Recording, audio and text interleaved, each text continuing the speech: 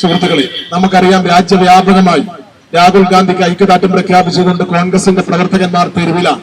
രാജ്യത്തിന്റെ പാർലമെന്റിനകത്തും പുറത്തും രാജ്യത്തിന്റെ തലസ്ഥാന നഗരിയെ ഞെട്ടിച്ചുകൊണ്ട് കോൺഗ്രസിന്റെ നേതൃത്വത്തിൽ, നമുക്കറിയാം കോക്രോച്ച് പാർട്ടിയുടെ നേതൃത്വത്തിൽ ആരംഭിച്ച സമരം ഇന്ന് കോൺഗ്രസ് ഏറ്റെടുത്ത് രാജ്യത്ത് ഇന്ത്യ മുന്നണിയുടെ നേതൃത്വത്തിൽ അതിശക്തമായ പ്രതിഷേധം നടന്നുകൊണ്ടിരിക്കുന്ന ഒരു സന്ദർഭം.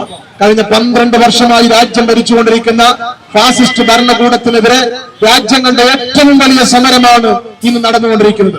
നമുക്കറിയാം, നീറ്റ് പരീക്ഷ, രാജ്യത്ത് ഏറ്റവും നീറ്റായി വൃത്തിയായി നടന്ന പരീക്ഷ അട്ടിമറിച്ചുകൊണ്ട് ചോദ്യപേപ്പർ ചോർത്തിയ, അതിന് നേതൃത്വം കൊടുത്ത BJP-ക്കാരായിട്ടുള്ള ആളുകൾ, ഏജന്റുമാർക്കെതിരെ അന്വേഷണം നടത്തണം.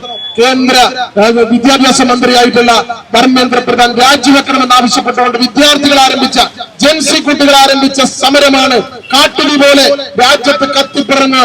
പ്രിയപ്പെട്ടവരെ, കഴിഞ്ഞ ദിവസം നമുക്കറിയാം ജന്തർ മന്ദിറിൽ സമരം നടത്തിയിരുന്ന സോനം വാങ്ചുക്കിയെ അറസ്റ്റ് ചെയ്തതോടുകൂടി മറ്റൊരു തലത്തിലേക്ക് വന്ന് രാഹുൽ ഗാന്ധി ആ സമരം ഏറ്റെടുത്തിരിക്കുകയാണ്.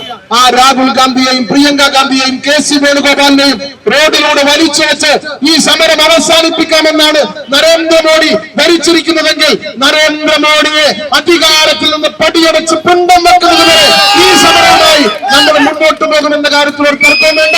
രാജ്യത്തിന്റെ പാർലമെന്റിനകത്തും പുറത്തും അതിശക്തമായ സമര പരിപാടികളുമായി കോൺഗ്രസിന്റെ പ്രവർത്തകന്മാർ, നേതാക്കന്മാർ മുന്നോട്ട് പോവുകയാണ്.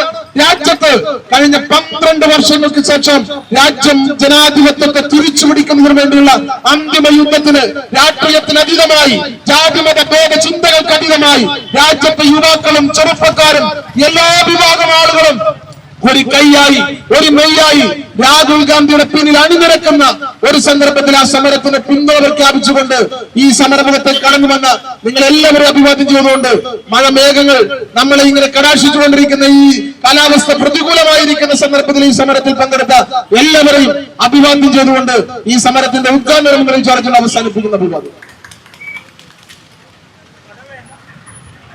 ഈ ചടങ്ങിന് അഭിവാദ്യം സംസാരിക്കുന്നതിന് വേണ്ടി KPCC മെമ്പർ സുധാകരൻ.